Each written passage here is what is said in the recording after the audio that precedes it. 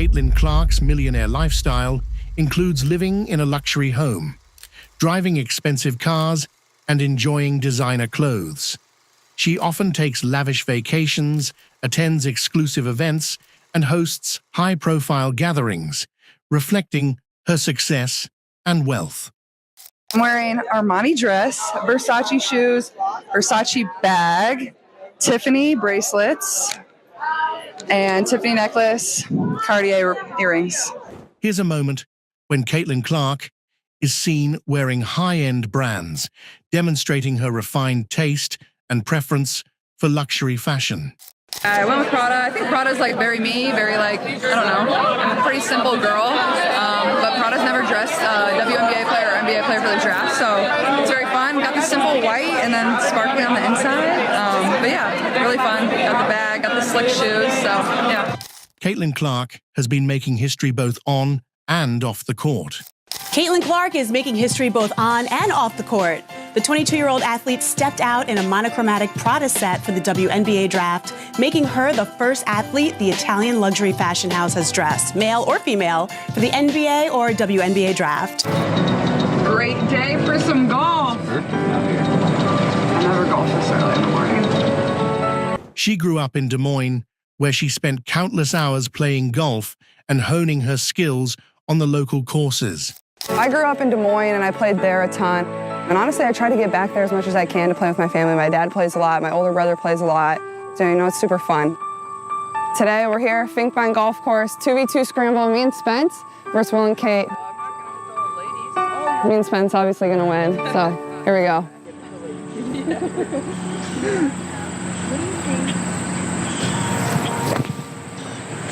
We're very competitive people.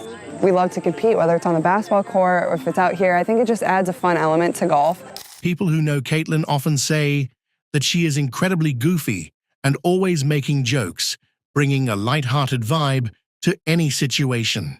They would probably just say I'm like super goofy. Like I just make like, I don't know, jokes all the time. And I don't think people always understand that. Like when I'm on the court, like I'm competitive, I'm like passionate.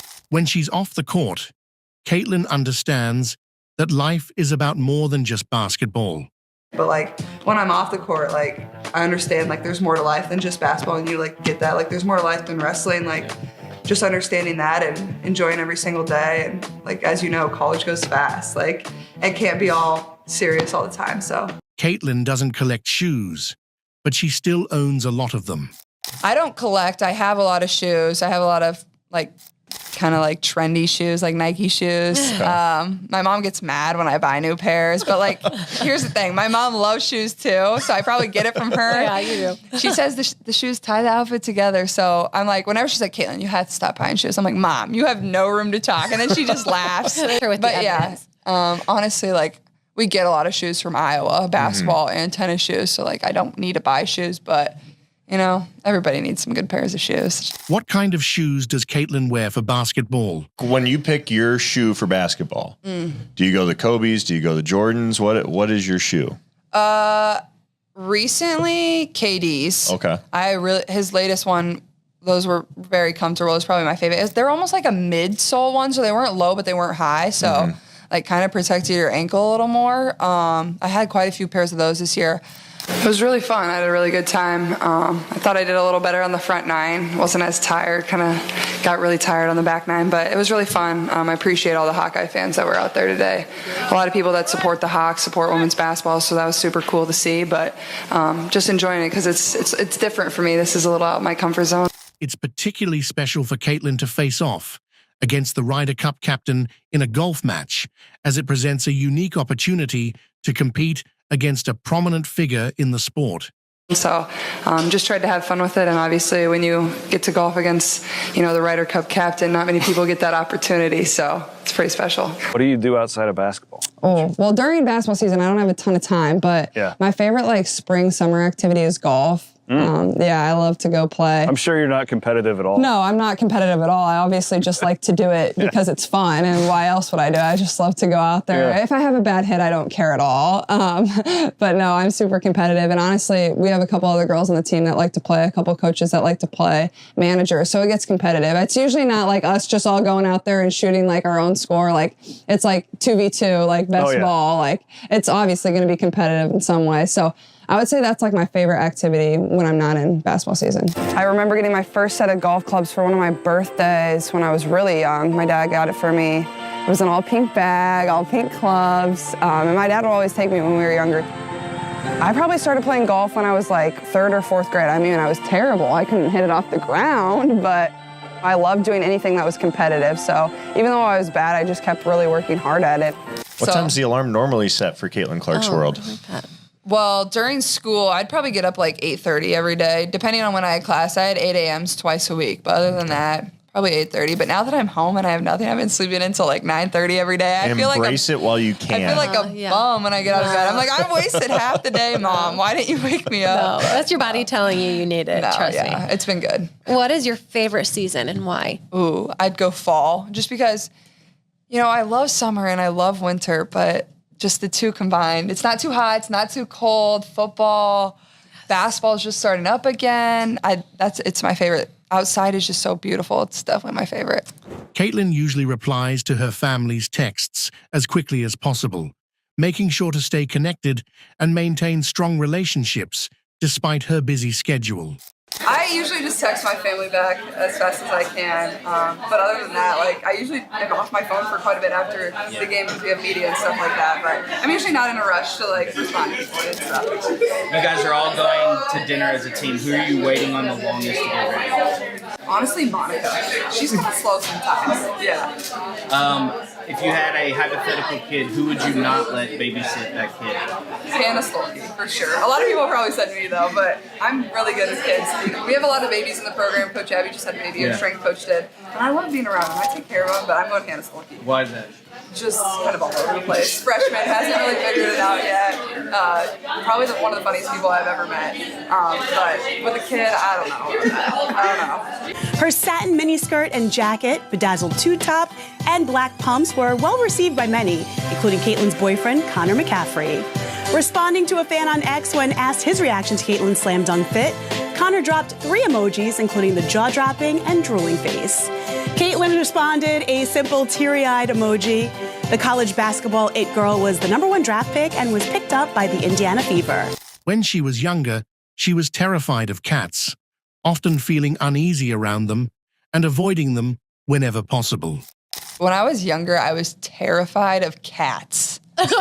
Like, I can deal with them a little now. A little. I don't really love them anymore, but like, I do not like cats. Why? What freaks you out about him? There was this really mean one on my street growing up. So like, its name was Jinx, and it was black with green eyes, and I just did not like that thing. So to my neighbors, if you hear this, I'm sorry. Like, Jinx just wasn't my favorite. Jinx went missing. Like, we have no idea what happened. So you tell all the roommates, no cats allowed, right? Heck no. Like, my roommate, I'm roommates with Kylie, who's on our team too. Yeah. She would never get a cat. I think she knows I don't like cats. I'm a huge dog person. Say, are you a dog person? Huge dog person. We have a golden retriever at home. Honestly, I watch a lot of golf. I think over the years, definitely Jordan Spieth's probably my favorite. Justin Thomas. On the girl side, I like Millie Korda. She's really good. That's weird. It says like 180 for a second, and it goes to 144. If I had to pick a foursome for my team, I'd go Kate, myself. Then I'd go probably Catherine Reynolds. She golfs. She's our director of basketball operations. And then I would probably go Coach Raina because she's pretty good at golf and she's super funny. So she'd be good entertainment on the course. A lot of people, they now want cars from you. Will you be able to deliver? Cars. Oh, because my Buick deal? Yeah. I don't know about cars. I was joking with one of our managers. I'm like, hey, I'm going to get you a minivan. I think you'd be really cute driving a minivan. But no, I wish I got a car. I got them all headphones, though, with my Bose deal, which was fun. They all love those. So we're all going to have matching headphones going to this tournament. What shoe have you not rocked that you want to rock? You come back in, long game, into the locker room, you can crush any meal. What are you picking? Chicken parm, pasta, and a big glass of chocolate milk. Here's a list of the shows and movies Caitlyn Clark watches on Netflix. All right, your Netflix queues up. What are we watching? Okay, so season 4 of You just came out. Oh. Outer Banks is about to come out, but also the new show about the PGA Tour is about to come out, where they were behind the scenes of the PGA Tour all of last year. So I'm super excited about that one on Netflix. Outer Banks, isn't that like a romance? Yes, it's a cheesy high school show basically, but that's kind of like what I like. Yeah, well, we had Dawson's Creek. Did you ever hear of that one? I don't know if I've ever seen that, but like my favorite show of all time is One Tree Hill. Oh, okay, Did you same watch thing. that? Yeah, basketball. You got the love, romance, high school drama. I remember, like, that was my favorite show. Love watching Netflix when I have downtime or just chilling. When I have time, like cooking meals at home or baking. You know, I grew up with my mom, who's a super good cook, so I learned some things from her. Music. Okay. What are you bumping to when you're warming up? Okay, this is probably gonna be surprising to a lot of people, but I go more like calm music when I'm like warming up, because I'm already so like amped and juiced for the game that I don't need to keep adding to it. So I'm going more like calm music, like country music is usually what I pick. You know, it's not like super slow. It's not like I'm trying to go to sleep, but it's like, you know, you're not getting more amped than you already are. Is there a food you have to like stay away from? Honestly, not really. I'm not a very picky person. I don't like mushrooms.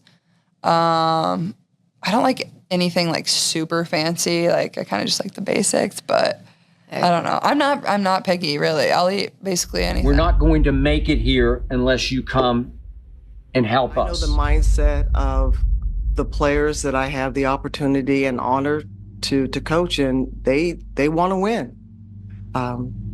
Fun is winning. Appreciate everything that they've done, and for them to have this moment too and be a part of it, like it's just super cool.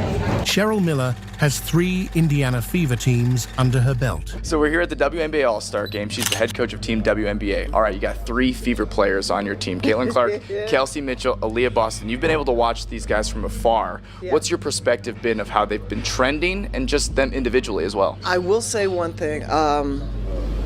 I did not count on their basketball IQ being that high. I knew it was high, obviously, because they play at this level. Indiana has a promising future ahead, with lots of potential for success. But it's one thing to know knowledge, it's another thing to talk about and speak and then put it into pieces and places.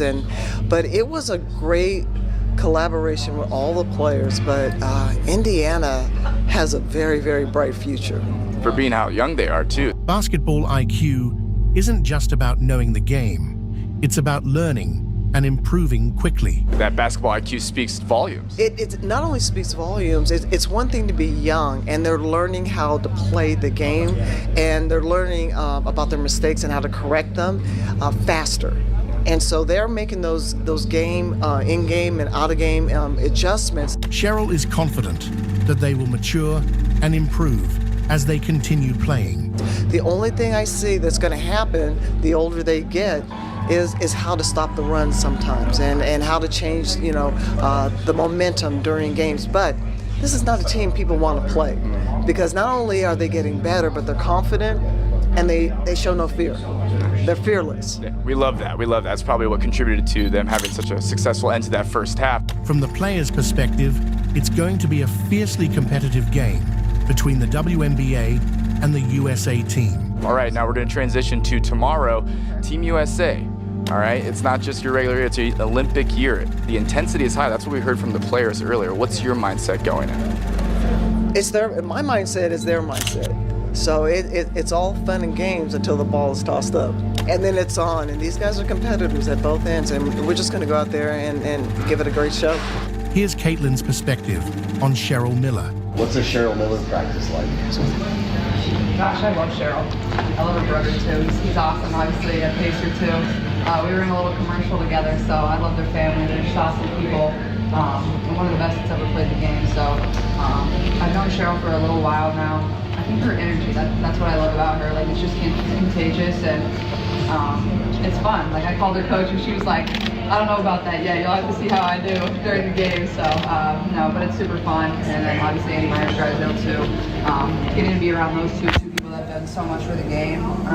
It means a lot to Caitlyn to have the opportunity to be coached by Cheryl Miller. For me, it's super special. Like, there's still 2 people that I really look up to and idolize and appreciate everything that they've done, and for them to have this moment too and be a part of it, like it's just super cool.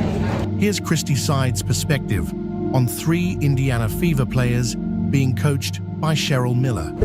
Three of your players, I mean, the talk of the weekend has been where your organization is trending, where these players and their chemistry is trending. They're here, they put on a show, should be fun tonight. What's that mean to you as a coach? Yeah, just what you said, just the future of the Fever, it's incredible. I mean, to have, these three here and then what we have that are at home, it's just some unbelievable young talent, and that's just fun for the future. Especially so young, to get this experience with other great players in the WNBA. Being around veterans helps them gain valuable experience. For sure, to be around some of these vets and just to hear their experiences and give them some advice on like what it took and, to be on these teams that are, the top teams in our league. So it's just good for them to be around these guys and just get that good advice. As the start of your break, why did you feel it was so important to be here and support them? Oh gosh, I mean, these three guys, playing in this game, I mean, wouldn't want to be anywhere else. I missed Kelsey last night in the skills challenge. We had a event last night, a funeral yesterday in Indy that I had to be at, but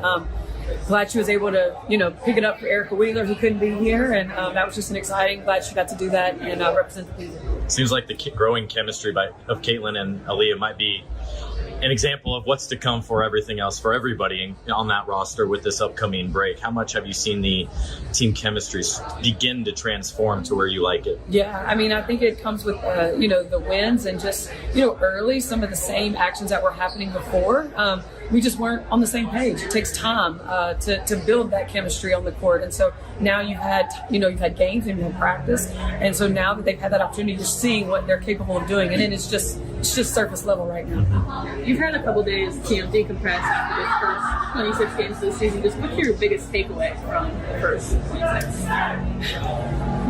It's pretty incredible, Chloe. Just the games that we played with the fans in the stands. I mean, just playing in front of sold out arenas every night, even in the preseason, even in our games early, to play in front of fans like that, it's just so awesome that these players are getting that opportunity. How does Cheryl Miller approach tonight's game? How do you approach tonight's game in the sense of it's an all-star game, but obviously this game means a lot for Team USA to get ready for the Olympics, as you know. And I'm sure obviously you want to win, as you mentioned yesterday, but it's not just a typical all-star game you've seen it in years past. It really wasn't, as we were talking about yesterday. And then watching the men today against Sudan, it got real, real. So with that being said, I know the mindset of the players that I have the opportunity and honor to coach, and they want to win. Fun is winning. And that's the general consensus. So we're going to put the best product out there. I certainly want to get everybody a great look. And I think that's only fair because they deserve that. And then after that, they basically dictate it. If they want to go for the juggler, they'll go for the juggler. And that means for some of the players sacrificing their minutes. The teams that I've coached, period, compared to this team? Yes. Oh my gosh. I mean, these are the greatest players in the world. And when you have the greatest players in practice, and I'm coming in fresh and hot and new, and the game is so different than when I coached from the college level, and even from when I coached the Mercury. They are so invested in the game and so knowledgeable. Their basketball IQs are off the charts, and they're basically going to be coaching themselves.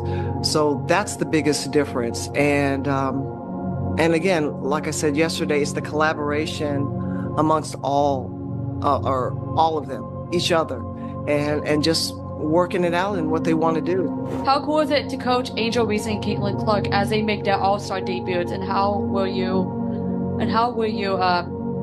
continue to teach them the lessons in the game? Here's the most significant lesson Cheryl Miller has given to Caitlyn Clark.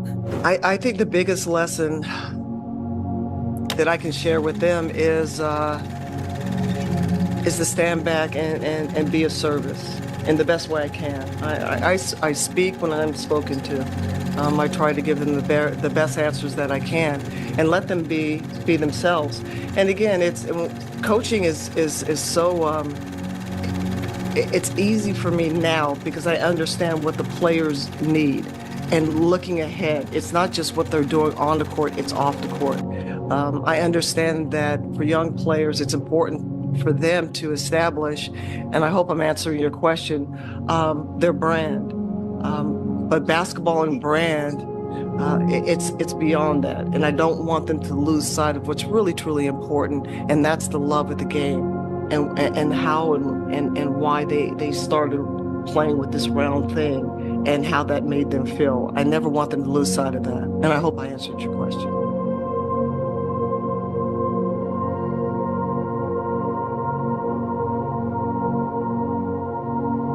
Miller offers her insights on the all-star team dynamics. What's your perspective been of how they've been trending and just them individually as well? I will say one thing.